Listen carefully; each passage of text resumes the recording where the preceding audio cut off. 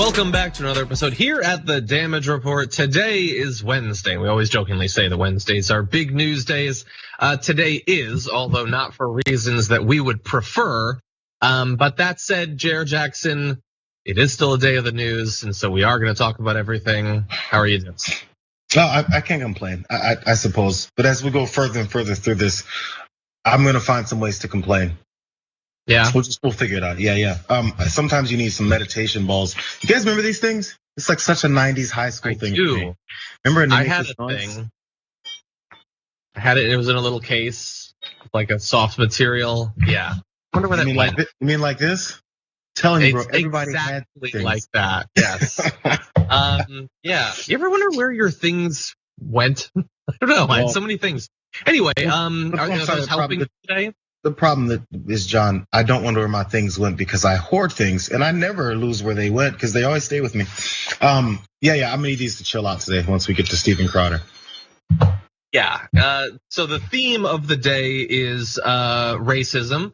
That's because it probably should be every day because every day we do broadcast from America. So we're gonna talk about a couple of different ways that racism is affecting our politics. In the pre-show, we talked about the right wing's coverage over the border and how supposedly it was this major crisis that migrants were bringing COVID across the border.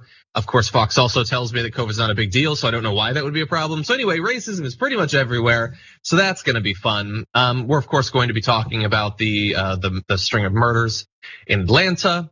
We are going to give Trump a bit of credit in response to something he said on Fox News. So that's going to be weird, but don't worry, we'll take it back. Really soon after that, updates on the filibuster, on Justice Kavanaugh, and more besides. So you're definitely not going to want to miss it. Thank you everybody for being here. Please hit the like button and share the stream if you haven't already. Yeah, if you send us messages and everything, we will respond. Super chats, all that. Yeah, today's just going to be kind of a down day. There's days that suck in American politics, and we're not going to lie to you. We'll see. I'm sure at some point we'll have a little bit of fun. It's just not. It's gonna take a bit, that's all. So anyway, with that, Jayar, you wanna jump into this? Jayar, I believe we might have lost your audio. Oh, there we go. See, I always ask the guests if they're ready to start, and it's almost always not necessary, but they're just bit off. Anyway, let's do this. Okay. Regardless of whatever is in the news right now or comes out through the course of today, yesterday in Atlanta, there was a string of murders that were 100% motivated by racism. I don't care what the cops say to cover for this person or what Fox News says through the course of the day. That is what motivated just the most recent horrible string of anti-Asian violence. We've already been seeing it in America for century or two, but it's been especially bad over the past year. And yesterday it reached what I hope is the worst, the most critical moment in America's most recent flare-up of racism against Asian Americans and Pacific Islanders. So we had shootings at 2 massage parlors in Atlanta and 1 in the suburbs Tuesday evening that left 8 people dead, many of them women of Asian descent. I've heard that 6 of the 8 were women of Asian descent.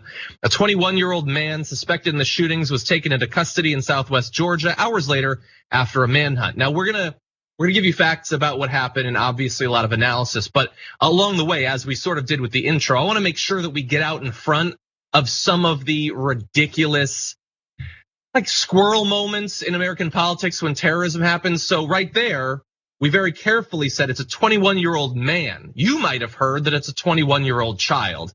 And I swear to God, that is something that is going around. And as soon as you hear that it's a 21-year-old child, you already know what the race of the terrorist is, because nobody else gets to be a child at 21 than a white male after they've killed some people. So basic details. The attacks began around 5 p.m. when 5 people were shot at Young's Asian massage parlor in a strip mall near a rural area in Ackworth, about 30 miles north of Atlanta. 2 people died at the scene and 3 were transported to a hospital where 2 of them also died. Around 5:50 p.m., police in the Buckhead neighborhood of Atlanta, responding to a call of a robbery in progress, found 3 women dead from apparent gunshot wounds at Gold Spa. While they were at that scene, they learned of a call reporting shots fired at another spa across the street. aromatherapy spa and found a woman who appeared to have been shot dead inside the business.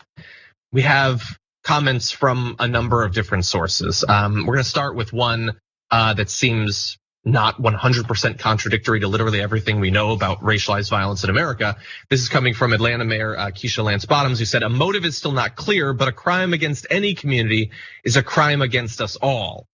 Now, a lot of the other official communication around this is the worst. So we're gonna start with a little bit of that. Here is one of the sheriffs involved in this case talking a bit about what they know at this point. So the suspect did take responsibility for the shootings.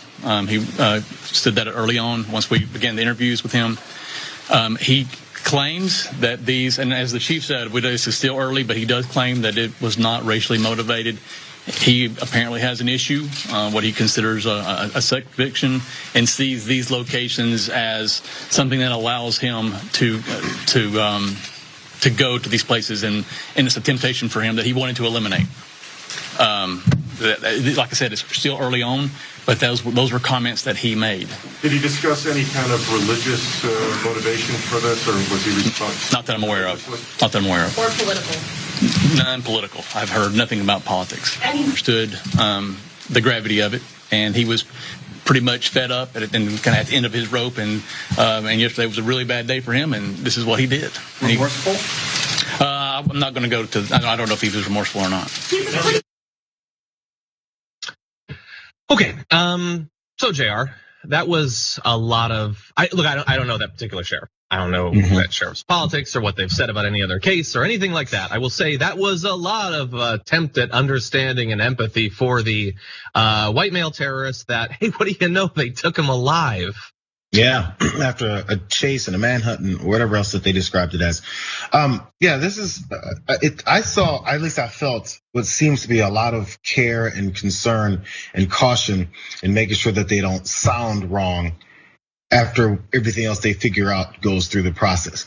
I'm not sure what they're afraid of. I'm not sure what kind of pushback usually may have happened with something like this, but they definitely seem like they're afraid to come forward with what they are seeing that it happened, maybe potential motivations, even if he has some sexual deviancy that he looked to try to eliminate by murdering 8 people. Why that sexual deviancy, and how would that possibly eliminate his issue? Like, yeah, after an initial, I guess, interview and talking to the guy, you're gonna try and determine what he's gonna say. But let's remember now, how many racists are gonna come and say to you, yeah, it was totally racially motivated. Yep, I do it all the time. I couldn't wait just because all I think about is racially motivated attacks. Who says that? Who says it? So, and then if they don't say it, the response being, well, yeah, I mean, there's no indication of any racial motivation. He said so. Okay, so does Donald Trump. Yeah, and look, the debate that's gonna be had about whether this is racist, I want to turn to that in one sec. Really fast though, that maybe the 5th worst part of what we just saw was he had a really bad day. If I was that sheriff, I would have said he had a really bad day. Wait, what am I talking about? What am I talking about? He literally just killed a bunch of people. I don't give a damn what his day is like. It's not a justification for literally any kind of violence, let alone a string of racist murders. And even if it was in some way, it wouldn't be my job as a cop to run PR for this killer. Right. Maybe that would have repaired a little bit of that. But anyway, maybe we'll hear more from the sheriff in the future. I don't know. So those are the basics. We're talking about the Atlanta shootings. Let's talk about the race component, because we watched this video that's available talking about how it's not motivated by racism. I mean, he went to a bunch of spas where women of Asian descent worked and he murdered them. And I don't know what he would have had to say to the cops for it to count as racist or a hate crime for them. There was some great commentary from, one of the people we bring on for commentary on legal matters, Adrienne Lawrence, who said, if to punish a crime as a hate crime requires the assailant use racial epithets, what's the point in having a hate crime statute? This is nonsense. She goes on to say, the suspect claims he targeted the Asian spas because he has an issue with porn and was taking out places of temptation. basically the suspect is telling law enforcement that he's hypersexualizing Asian women establishments. How is that not racially motivated? And I want to add a couple of other great comments to that. One from Minha Pham, who said he didn't have a sexual addiction. He had racist sexualized fantasies about dominating Asian women. In other words, he had fantasies of white supremacy and acted on them. Name it. And Millie Tran, who said as if these things aren't related and based on centuries of sexualized and submissive stereotypes of Asian women, white supremacy is rooted in misogyny and racism. Like everything that he has said, and it doesn't matter what he says. Let's be very clear about that. The killer doesn't get to decide if it was a hate crime or not. But even if it was up to him, he's making the case that it was 100% based on the sort of misogyny and anti-Asian racism that we know exists. And that ideally American society would like to change a little bit on, but let's not forget that America just spent 2 weeks talking about how it's insane to want children to be exposed to a little bit less racist imagery about Asians. The biggest cable news network just spent 2 weeks saying, no, kids need to see racism against Asians. And I worry that that's gonna be lost a little bit in this, but I mean, Jayar, this is racism, that's a hate crime. He wanted to kill Asian women, that's what he did. This is the thing, by the way, this murderer doesn't have to know that his motivations were based in his racist motivations and his white supremacy and his misogyny and his linking this to Asian women and his sexual deviancy, as he called it. So he doesn't have to be the one to know it, even if he's not covering it up because he's trying to get away with it in whatever way that people may think we're claiming he is. It's actually an indictment on our society that this is so normalized, this hypersexualization of Asian women, massage parlors. Oh my God, that's where I can go get my rocks off. The fact that that's such a normalized thing feeds into people's mindsets like this guy who think it's okay to then let me eliminate my issue with my porn addiction and my massage parlor fantasies and let me go kill some people. Because it doesn't have to be someone directing him, hey, go do that on March 16th. And go make sure this happens.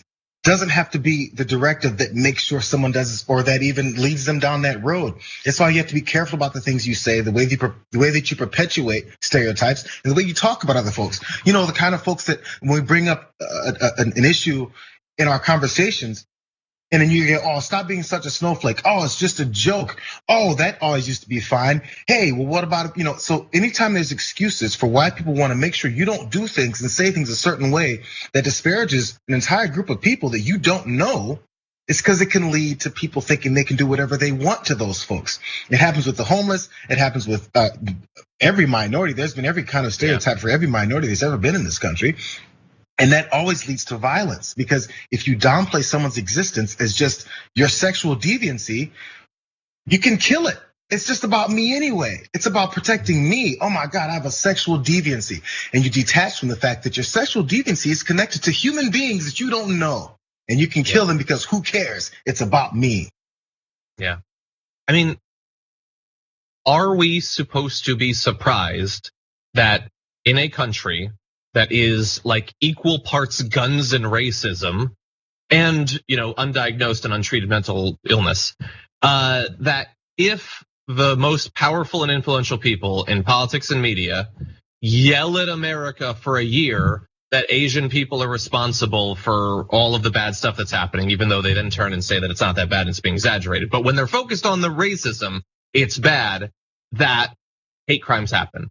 And that this most recent spate of racist murders happens, but that comes after a ton of killings that we've talked about previously, a full year of a massive uptick in harassment. I don't think that we can be particularly surprised by that. And as if to make the point, we have Donald Trump, who of course spent the past year trying to distract from his own massive failures on COVID by pretending that it's all China's fault. And so it's not just that he spent a year doing that. Literally last night on Fox News, this is what he had to say. As I call it, the China virus, COVID.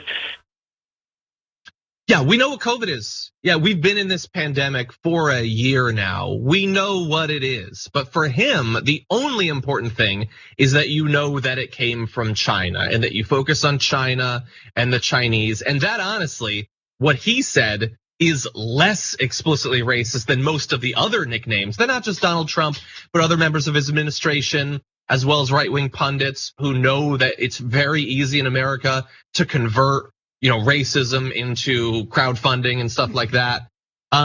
They spent the past year trying to get people worked up to hate Asians, and this has happened. And it's totally fine, totally legal, Jayar. They can just do that. By the way, it doesn't have to be connected to anything with COVID in the way that Trump talks about China flu and Kung flu and all the things that these guys that were trying to push. By the way, they were just trying to push the responsibility of our response on the origins of the virus, right? Just because you've normalized these terms for certain people that follow you or people that don't follow you, that just hear you. Just because you normalize those terms in this case doesn't mean it doesn't transfer over in them being lesser human beings in another case.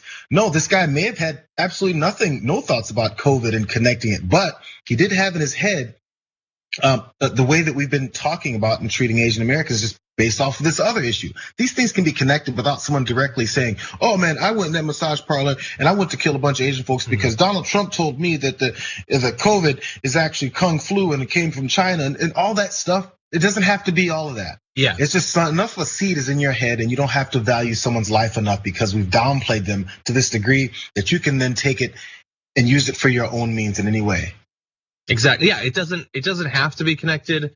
I don't even know that it necessarily matters. It's like, yes, this is a very specific strain of racism that's been encouraged, but it also takes place in America where that's hardly a new thing.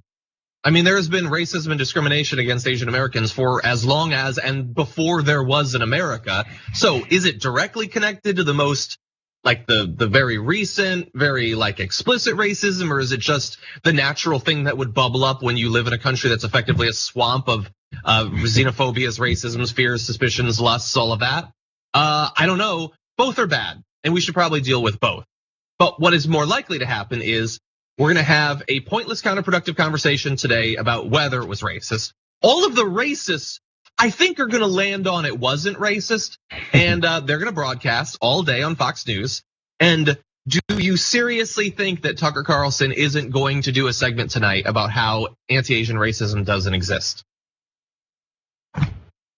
Like, is he really gonna pass up this opportunity? This is a month that we're supposed to be sort of recognizing the contributions of women, and so far he's spent it attacking women and demonizing them, even service members. This was Asian women that were killed. You think he's not going to use that? He's 100% going to use that. I look forward to see if this prediction falls together, comes together, because I hadn't thought about that, and it seems like it makes the most sense in the world for that to be the next step for Tucker tonight, because also it gets you attention. Candace Owens is having fights with Cardi B on Twitter because she wants more attention. She's like, oh, there's attention on this song that we revitalized now because the Grammys just happened.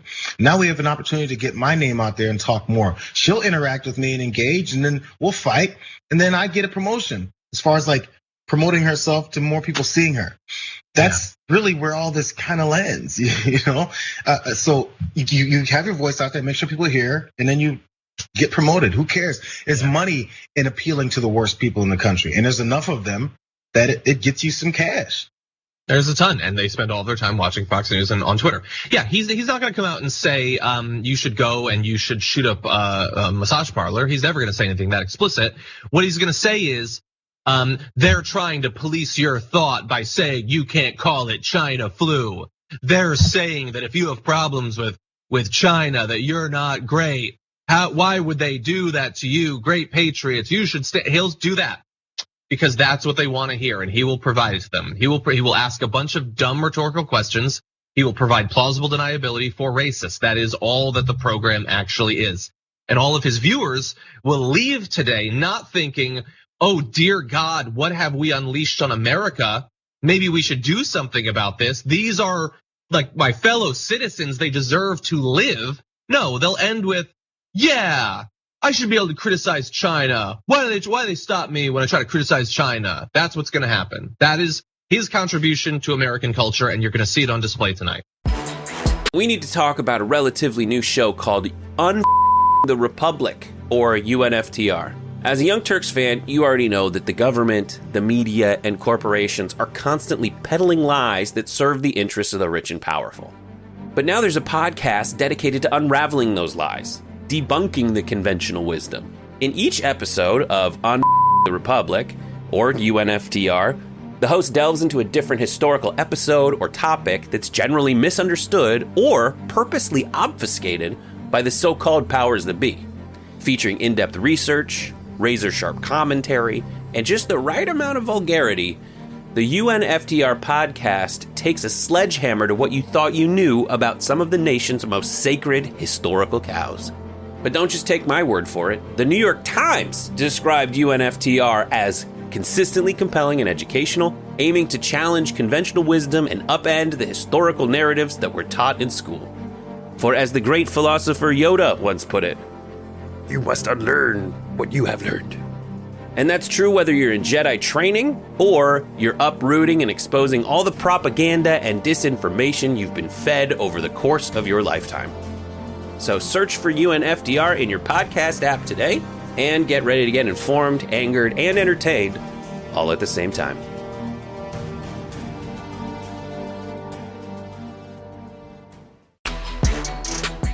Donald Trump is back out there doing interviews again. He joined Maria Bartiromo yesterday, and he said something that I think is worth credit.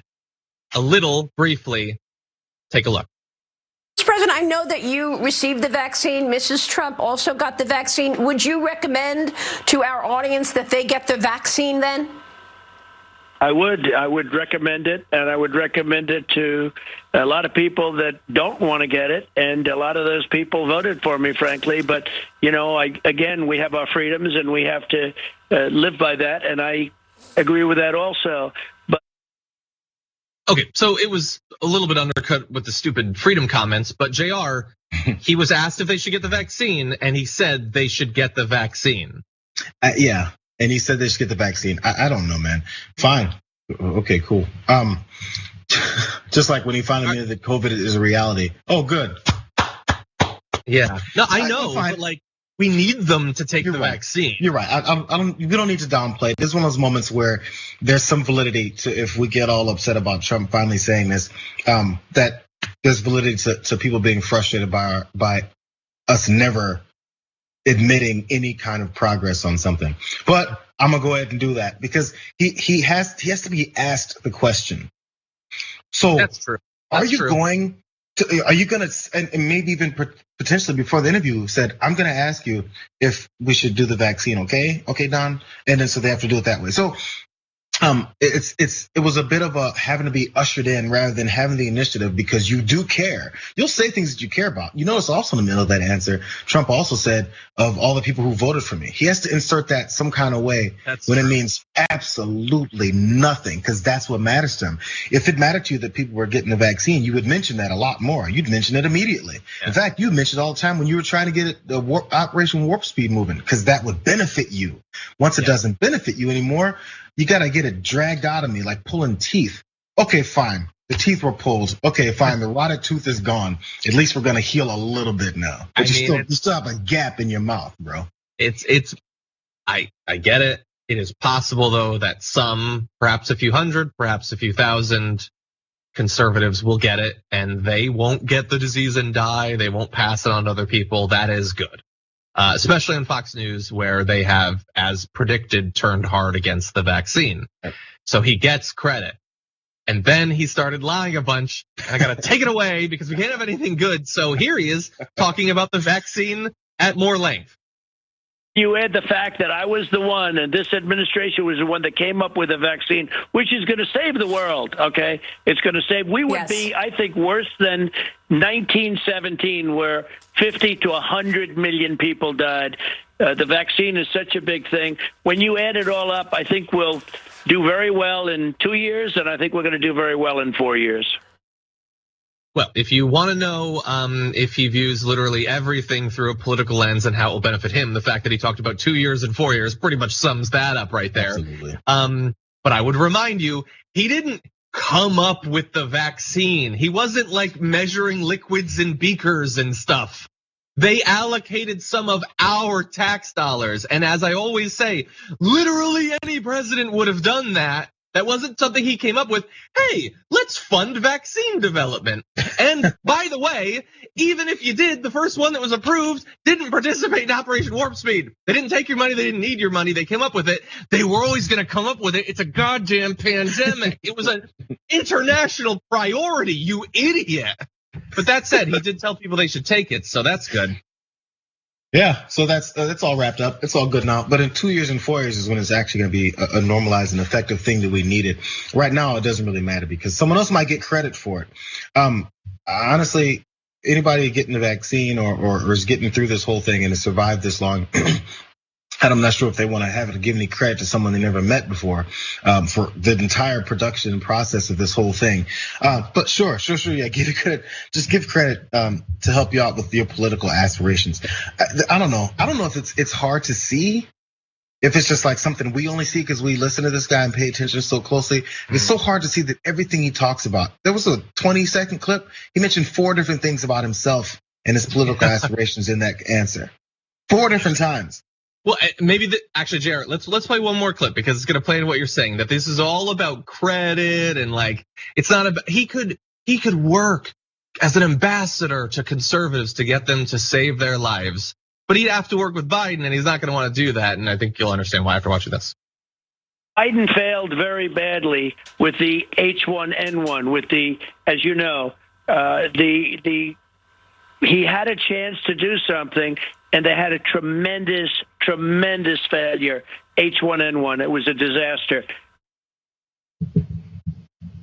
Who is like, yeah, he's right. That was bad. Recently it's been good, but H1N1, that was a tough time for America. What conservative is spilling their beer and their Fritos over themselves? That's a great line, Trumpy. Thanks for reminding me of that. Clever move there.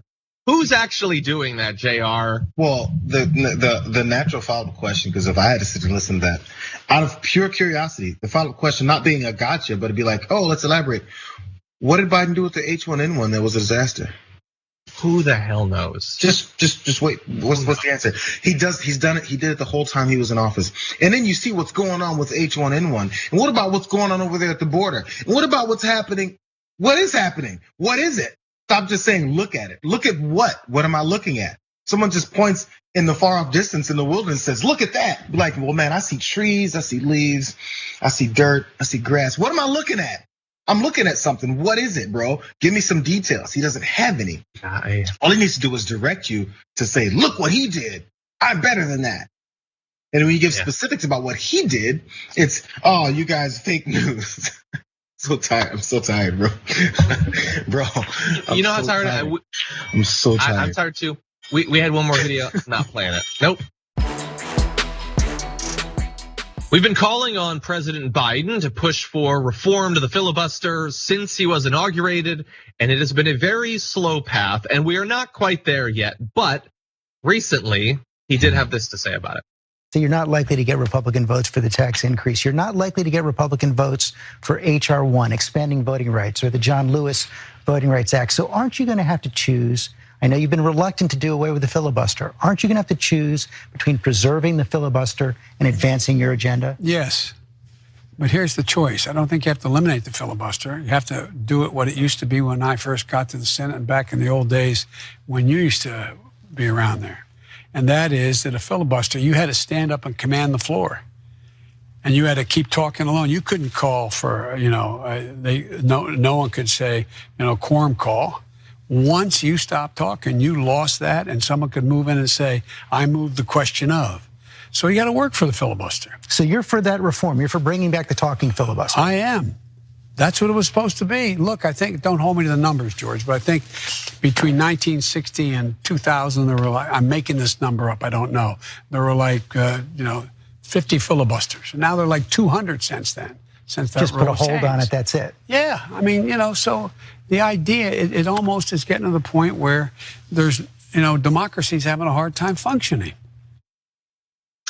Okay, Jayar, so he's not ready for it to be entirely eliminated, but he does say, sort of like Joe Manchin had been saying last week, that maybe making them actually filibuster would be a good thing for the filibuster. So that's progress, I guess. Yeah. The fact that has to be even brought up as a thing to reform. Let's reform the filibuster back to being a filibuster rather than just a, hey, I don't want to do anything, or hey, I don't like that, so let me stop it. Because that's all it is. We got to put things in terms that folks just can hear and glom onto. Not dumb it down, not trying to say things like that, but just put it in normal terms that people see what's happening. Like, oh, they have to go through the procedural vote and then out of committee, and don't say any of that stuff. Republicans are utilizing a filibuster, and if you know what a filibuster is, you have to talk. They're not talking. They're just raising their hand and saying, I don't wanna. It's like kindergarten, and the kid doesn't want to take a nap when that's the rule right now. I don't wanna, and now everyone else has to stay up. My kid hated naps when he was in preschool, but he didn't run around and say, I don't wanna, and then roll around and make sure no one else does it. But that's how the filibuster works right now. Yeah. I don't wanna. So therefore, entire legislative process and agendas just get derailed because you just don't wanna. And the reason you don't wanna is because someone's paying you not to wanna. People have absolutely nothing to do with the actual process of American politics, man. Yeah, I used to hate naps too. That used to be the stupidest thing about me because they're the absolute best. Although, man, I cannot wake up from a nap. I am unusable for like hours. But anyway, okay, so that's good. Making them actually filibuster. You can have the filibuster, but you have to keep 40 people there. And if you ever can't make quorum, then that's it. So if you want to make a big spectacle of it, if you believe that this piece of legislation is terrible and the American people need to know about it, we got to get the media to cover it. So we're gonna get 40 people to stand there and read, the Cat in the Hat or whatever. Then you can do that as long as you can do that. And then otherwise, we're gonna actually pass legislation. That seems like a good idea. A reasonable response to the facts from Joe Biden that, like with Trump, is gonna be undercut pretty quickly because he then went on to say this. I'm not saying this is going to be easy, George, but I do believe there's enough Republicans over time who are going to have, look, they haven't had that epiphany you said you were going to see in the campaign. No, well, I've only been here 6 weeks, pal. Okay, give me a break. Been here 6 weeks. I think the epiphany is going to come between now and 2022. This is there's 78% of the people say they support this program. 52% of Republicans. Let's assume it's off by 15%. You're going to go home and campaign. Republican voters want that $1,500 because they're in trouble. Republican voters want to be able to choose between being able to go to work and send their kid to a daycare that they can afford. Republican voters want to be able to take care of a child care tax credit. I mean, it's not like every Republican voter is a billionaire. And by the way, and I'm not saying I'll do it again, but I want those Republican voters in suburbia. So, Jayar, they haven't had their epiphany, but it could still come. It could be in the next 2 years because, as we all know, the thing that gets Republicans to work with Democrats is a looming election. That's definitely what's going to lead to it, Joe. Oh, God. This is inadvertently, I'm not sure if it's purposeful or not, but it's providing cover for Republican politicians versus Republican voters, and on a large scale, whatever. So, or just Republicans in the country, because maybe not necessarily all of them are the voters on it. To say Republican voters want this, Republican voters want that, Republican voters want the third thing. It's fine to say that on those things that they want. Then the problem is you're allowing that to be connected to Republican politicians. Republican voters want these things. Republican politicians don't. It's a perfect opportunity. Be like, look at all these Republican voters that are happy with the stimulus bill and now law and the money that could be coming to help them in some whatever way that is needed, right? In multiple different ways. You know who doesn't want that? Republican senators, Republican congressmen, the people that are supposed to represent Republican voters who voted for them. They did their part. Republican politicians are not doing their part in return. Yeah. Just point it out. There's a difference. Republican voters want certain things and Republican politicians don't.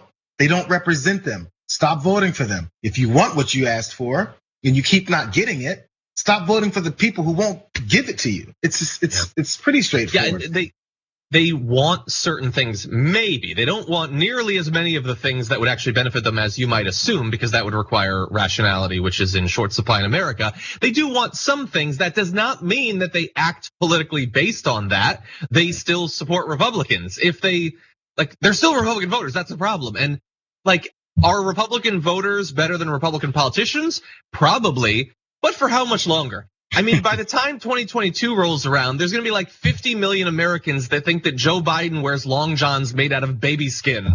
Like, the voters are getting real bad really fast. So, Joe, bear that in mind. The epiphany probably isn't gonna come. And if it does, the Q epiphany probably has already come too. Okay, how will the epiphany come? That's the next question. Hey, President Biden, when is the epiphany going to come? What's going to trigger it? Because right now it hasn't happened yet. We thought it was going to be Donald Trump being ridiculous and being a clown for 4 years. Hasn't. In fact, it's increased it. What's going to change? They didn't vote for the COVID bill. Wildly popular. Now, does it make sense that they should turn and vote for a raise to the minimum wage because that's what their voters actually want and it would benefit them? Sure, but they're not gonna do it. They didn't do it for the COVID bill. They're not gonna do it for these other things. What, to increase voting? Like, yeah, that is really popular. I should probably buck Donald Trump and support that. That's not how anything works. Oh, man. But I do wanna turn to the other side of this, this is how the Democrats are talking about it. Let's talk about how some of the Republicans are talking about it. So the idea that they might reform the filibuster was greeted with a little bit of horror by Ainsley Earhardt, who had this to say about it. They end the filibuster. The Democrats will rule our country forever. We will become a socialist country. So first they'll kill the filibuster, then they'll pass this HR 1 so felons can vote, no ID if you go to vote, register everybody, expand the mail-in ballots. Then guess what? They're gonna start packing the court. The country's gone. It's a free-for-all if this happens. Thankfully, Joe Manchin and Kristen Sinema are pushing back on this. They have said that they will not support this, but if they change their minds, it's over. Yeah, and I don't take that as a foregone conclusion that they will change their minds. But Jayar, what do you think about, is it over? Is it the end? If they make people actually filibuster to filibuster? Well, first off, they're not.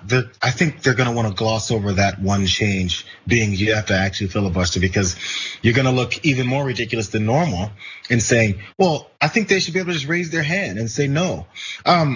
So they're going to gloss over that and say that the filibuster reform that people like President Biden and Joe Manchin are pitching, to have them actually speak, they're mischaracterizing that to them saying they're trying to eliminate the filibuster. So anything that comes to reforming the filibuster to being a filibuster again, is saying they want to eliminate it, which they're nowhere near on board for. But they have to mischaracterize that for their audience to have some kind of anger, because their audience will go, wait, so you're advocating for them to have to actually do the filibuster when they say they're filibustering? It's hard to get on board with such a ridiculous request. So you have to magnify lie and say what they're shooting for is to eliminate the filibuster because so many other Democrats and progressives want to do so. You know what we should do? We should make a microfilm, a reboot of Mr. Smith Goes to Washington, where a senator stands up with the filibuster. It will be 7 seconds long. He's like, no, I don't want to do that. Roll credits. We should do a remake. I think it would be awesome. Anyway, the world isn't going to be over. I love how much doesn't need to be explained on Fox News because they dwell in the Fox cinematic universe. She says they're going to let felons vote. They don't even have to explain. Wait, so why shouldn't they be able to vote? Like, philosophically, like, what's the reason that they? Oh, you're not going to explain it? You know that I know that I don't want them to. So okay, that's good. Mail-in ballots being expanded. It's over. It's done. Wait, why? Like, we've had them. Remember, like we went over the facts like a billion times. Republican states have had mail-in ballots for like years and years and years and years, and it doesn't mean that elections don't count. Anyway, I think. Look, here's the thing. In theory, she could be right. If the Dems got rid of the filibuster, and the magic element would be, and we're willing to pass legislation that progressives support, that would be so popular that they'd probably win every election until the Republicans eventually adapt.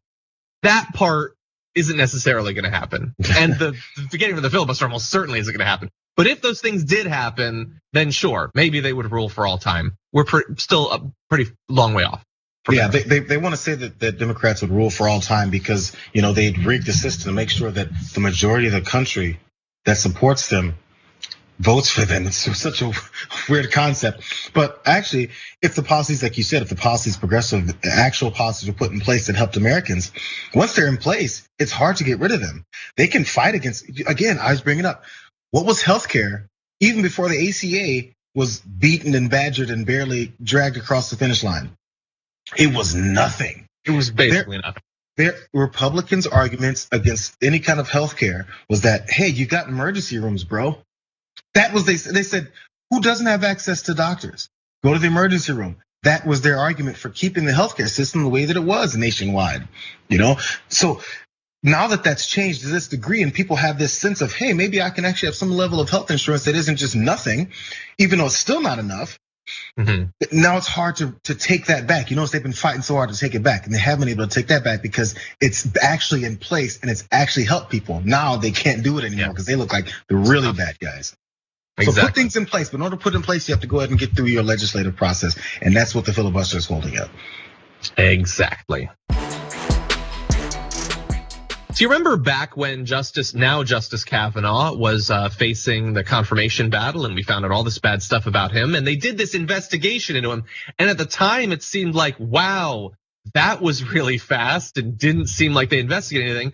Well, it turns out now that it was really fast and they didn't really investigate anything. And thankfully, there are some senators that are pushing for maybe a bit of a redo, considering the incredibly important lifetime appointment he got. Senator Sheldon Whitehouse is calling on the newly confirmed Attorney General, Merrick Garland, to help facilitate proper oversight by the Senate into questions about how thorough the FBI investigated Kavanaugh. The FBI was called at the time to investigate the allegations made by Christine Blasey Ford during the Senate confirmation process, but was later accused by some Democratic senators of conducting an incomplete background check. For example, two key witnesses, Ford and Kavanaugh, were never interviewed as part of the inquiry. Let me repeat that. Wait, let me define terms, just so that you get how important that is. So the two people they didn't talk to were the one who made the allegations and the one who was alleged to have done it. They didn't talk to either of those people. That's like I come home, there's toilet paper everywhere, and my dog's in the middle of it. I'm gonna look into this, but not into the toilet paper or my dog. Well, then I'm probably not gonna find out much that's gonna really bear on what actually happened there, Jayar. You know what you'll do is you'll ask your wife, who's also coming home from work, and you'll be like, what happened? And she'll be like, I don't know. And you'll be like, okay, so my investigation has concluded that we don't know what happened. The witness that I asked doesn't know. Exactly.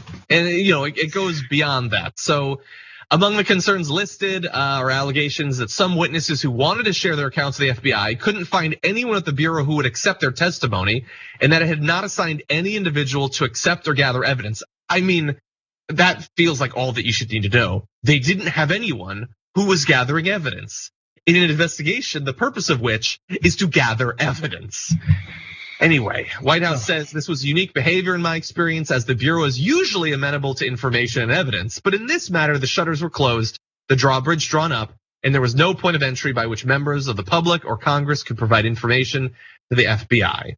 So they didn't talk to anyone involved in this. Anyone who wanted to come in and provide information found that there was no one to provide it for. This is not a background check. And this was used, by the way, Jayar, as part of the, hey, he's been cleared, it's cool to vote for him now. This is the whole, like, you guys came for Kavanaugh, and then we looked into it. It's credible evidence has been put forward about what actually happened. It should be clear. Anybody who complains about this further is now just trying to smear this guy because you just hate him and you hate the politics and the policies of Donald Trump and what Mitch McConnell did with the last Supreme Court nomination under Obama. So you push all that as your legitimate reasoning for why you went this route. You come to find out all your legitimate reasoning was based off of BS. And it was and planned. This wasn't accidental. It wasn't like, oh, we overlooked it. Oh, we forgot. Oh, we didn't realize that witnesses were a thing that could come to us. All those things are can't be based in any kind of reality. You can watch any kind of ridiculous a crime show and know that if a witness comes forward, I do think that the police want to know about it, even if it ends up not being credible. You think they just don't talk to people before they come in because they just know they're not going to be credible? It doesn't make any sense, man. They always put out like rewards and Crime Stoppers. If you have any evidence, come forward, come talk to us. They want people to come talk. Why is it in this situation they didn't want anyone to come talk? It's so weird. It's like they're not the police. Yeah. Probably an important time to remind people that it is part of the Constitution that a Supreme Court justice could be impeached if it turns out that the process that put them in was incredibly fraudulent. And it was designed not only, by the way, and perhaps most importantly, to shield him from all of the potential sexual assault charges and all of that, but also the financial charges, because I don't want to go into the entire thing once again, but a bunch of his debts sort of disappeared in the run-up to him becoming a judge. And everyone just sort of forgot about that. So this wasn't actually looked into. So it at base has to be looked into and potentially could be used as a rationale to impeach him. Now, this doesn't generally happen. It hasn't happened in hundreds of years, but it's not impossible, especially considering that, as Mimosa Dragon pointed out on Twitch, they looked into him the way Tucker Carlson looked into Q. They couldn't even find Kavanaugh's website. Hey, so I'm just curious, John. What's your level of, I guess, belief that this would actually come up with anything where they would then say, "Hey, we need to do something about this. We need to look into the confirmation of Kavanaugh, and if they're going to impeach him, all those things that you said are possibilities." What do you think is the I don't think potential for that happen? Yeah. Okay. I mean, they could find out that he, like slaughtered dozens of women, throughout the 70s in the Pacific Northwest, and they wouldn't impeach him. The Republicans wouldn't. They'd probably start a GoFundMe for him actually and give him some sort of coffee sponsorship. Yeah. But anyway, but that doesn't mean that we shouldn't know. We should know what these people have done. Like they are among the most powerful individual people in the entire world. We should understand who they are and what they've done. If for no other reason that the people who made the accusations want people to know what happened. They deserve that respect, and investigation is a show of respect. Honestly, and it's why the angry PR battle over this would make this not go further, because it would almost be wrongfully embarrassing for anyone to bring this up and then say we're gonna have to go through an impeachment process because of what happened during this confirmation. Because during all that, they fought so hard and said, look at all these fraudulent, meaningless charges that you have against him. If you bring it up again now, they're gonna be like, look, they're back again. You can ignore the facts as long as you keep going with the emotional response that you already built up throughout this whole thing. I mean, Lindsey Graham screaming at the confirmation hearings and stuff. So all that's gonna be remembered. The facts are always the things that are quickly forgotten. Yeah. As Virgie Verge points out, the only good thing to come from that entire process was that SNL sketch. Anyway, with an amazing portrayal of Lindsey Graham. Anyway, okay, so we have very little time, so we're gonna roll through immediately into our final topic. We've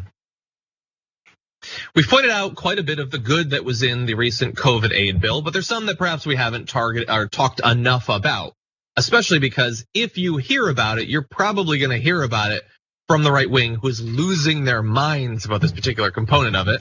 And that is that in the $1.9 trillion coronavirus stimulus bill, about $5 billion were provided that will go towards forgiving debts of minority farmers in an attempt to repair historical racist discrimination on the federal level.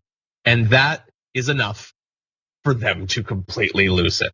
And so, sometimes in a pretty simple form, people like Todd Starnes tweeting farmers of color, which he puts in quotation marks. Are they not farmers? Are they not of color? Which part of that do you have a problem with?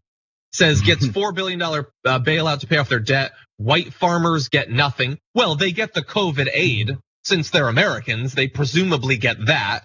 But then he says they say it's reparations, but it's not. It's racism. Pay your bills, America. First of all, they didn't say that it's reparations. Say who says that? Who said that? The right? But yeah, the white farmers got all of the rest of the aid in the bill. Oh, and also the history of inequitable transfer of funds to farmers, primarily only farmers who are white. So that's the tweet form. Maybe even worse is Brian Kilmeade immediately raced to bring on a white farmer, and this is what they had to say about it. How shocked were you to find that the color of your skin would be working against you when it came to your job? Well, it was pretty disappointing. I thought all farmers would be treated equally. Right here, I guess it's a form of reparations. Were, in your estimation, minority farmers being discriminated against? Yes. Well, I'm not a racist person to start off with, but I don't think I've worked all my life and worked very hard and to get where I'm at, and I didn't get no breaks like that. And I don't think that they should get breaks like that. Not saying they don't deserve it, not to release or, just to wipe out their debt. Well, y'all debt free. That's not right. Okay. So to his credit, I guess, when asked if they're discriminated against, he started by saying yes, and then immediately turned to, I'm not racist. But Jayar, Kilmeade asked a great question. He said, can you imagine what it would be like, how shocking it would be like for your skin color to work against you at your job? I mean, how could anyone imagine something like that, Jayar? We can't imagine it. And I'm gonna go back to what I said earlier. And by the way, this isn't applied to Brian Kilmeade and people like him, because he knows the advantages that America gives to certain folks historically. So he's just playing the role. But imagine the horror. Imagine if there's an institutional, systematic way that you keep certain people from having opportunities in this country that they built. That'd be crazy, huh? Based off of your name, skin tone, where you're from, your previous jobs, any of that stuff, anything about you.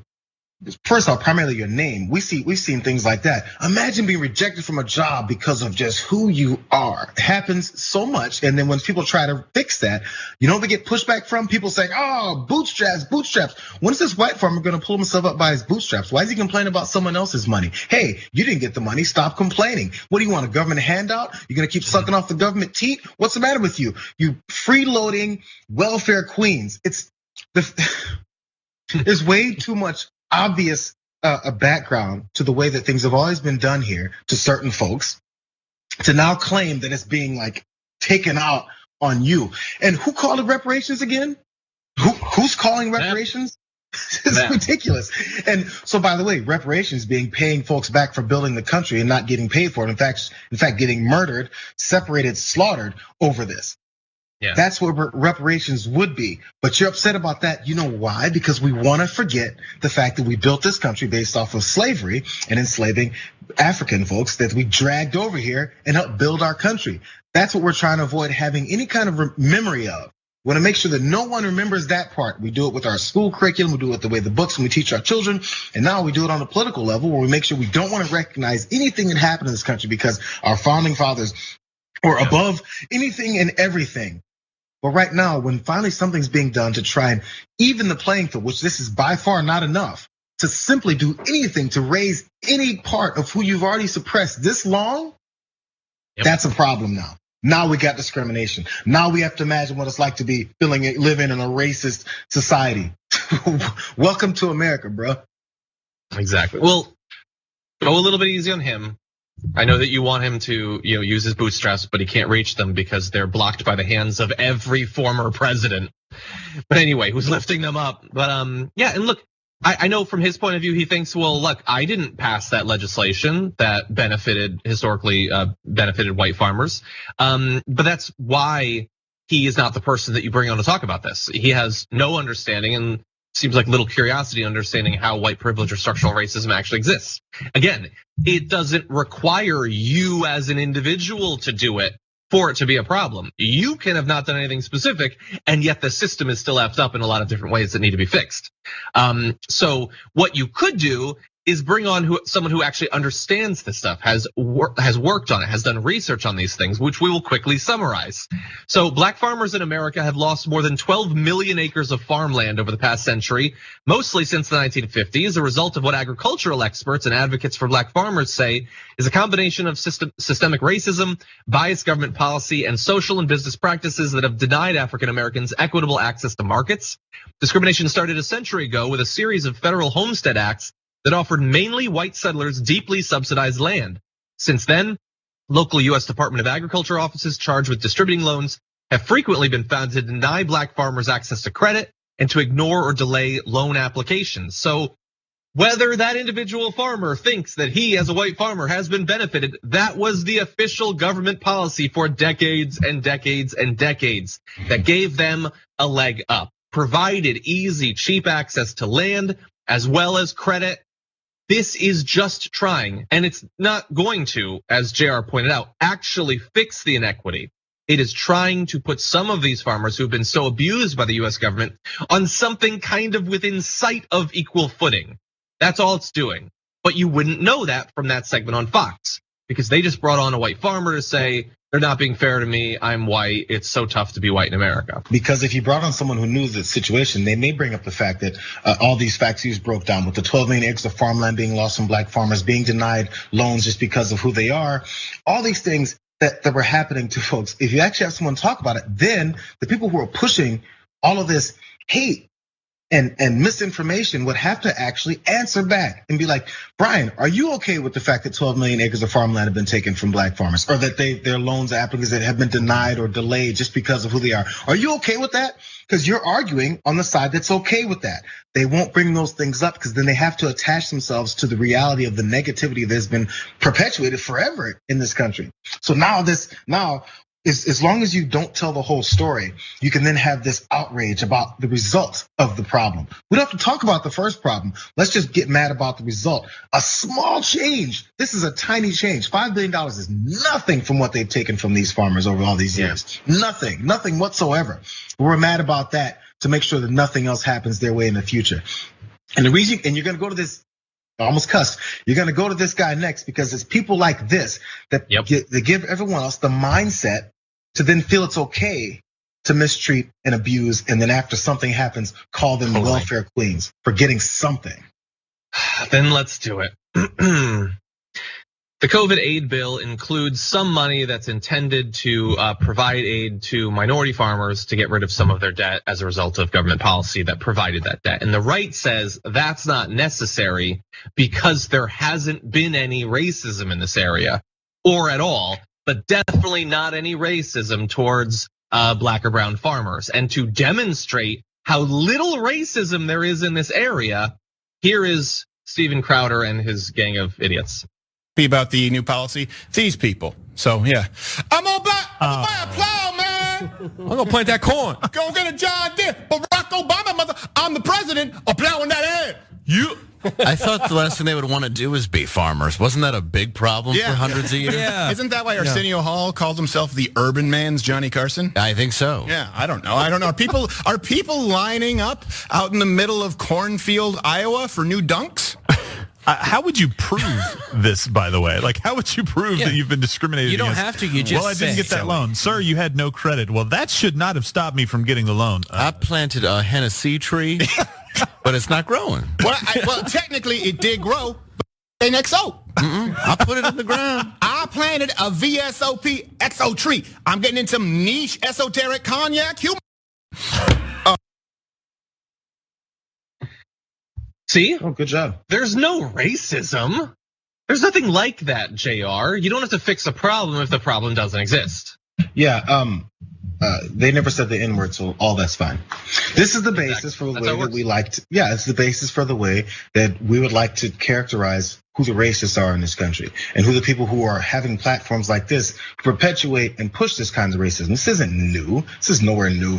The minstrel show he's got up there, all he didn't do was slap on some black paint and red lips. It's the only thing he didn't do. Which he certainly has in the past. Absolutely, when you think this is all just fun and games and there's telling a few jokes and what do you know, this is what leads people to believe it's okay to then mistreat folks in policy, in justice, and in the way that you spread things out. So that when things do get changed, you now have somewhere internally, because you've listened to people like this long enough, you go, well, yeah, these black folks have bad credit. That's why they got their loans denied or delayed. Just make that assumption. You know why? Because all black folks are going to do is plant some Hennessy and VSOP, because it can be over the top enough because people embedded in their brains, I hate this human being so much.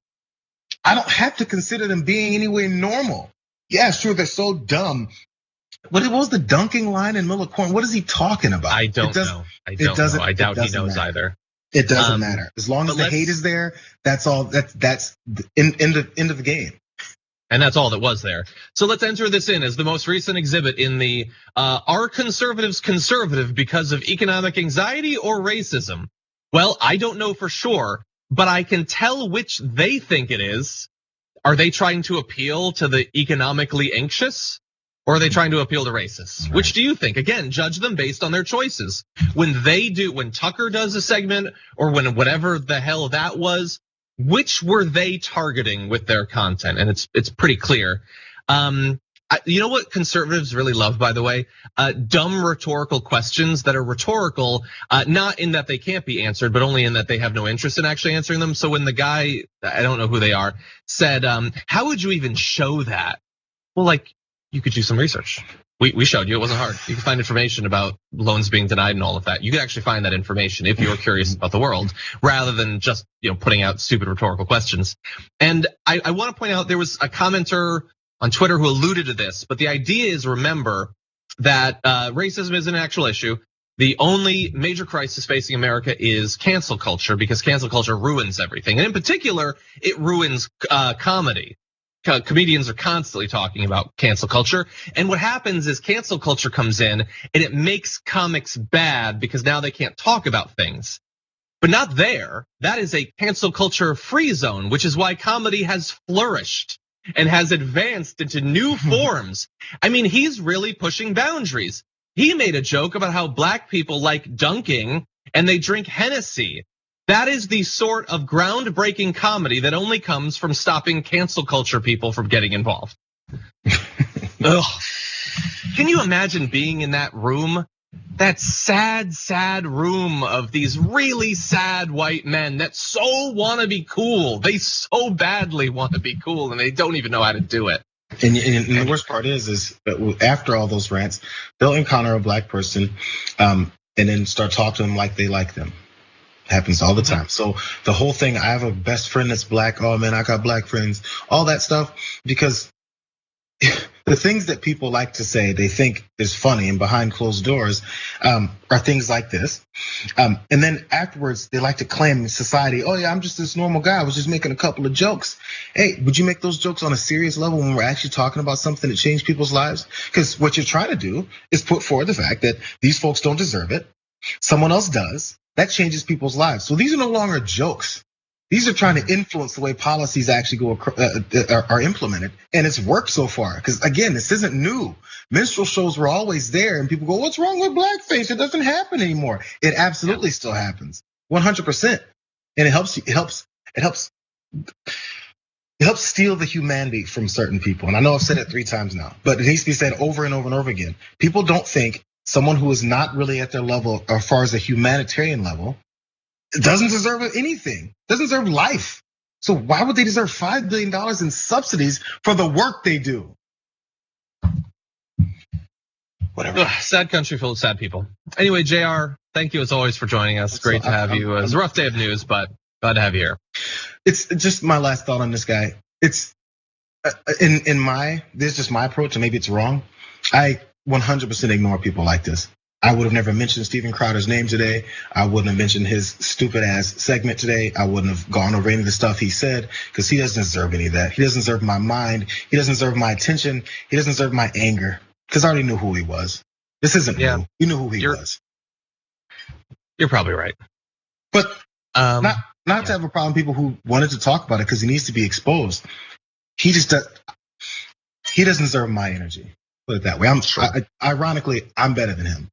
Well, you know who does deserve your energy? Us in the audience. So we were glad to have you for today, and hope that the rest of your day a little bit easier. Thank you, Jayar. It'll be lovely, John. Thanks, you guys. Sorry for going overseas. Sure.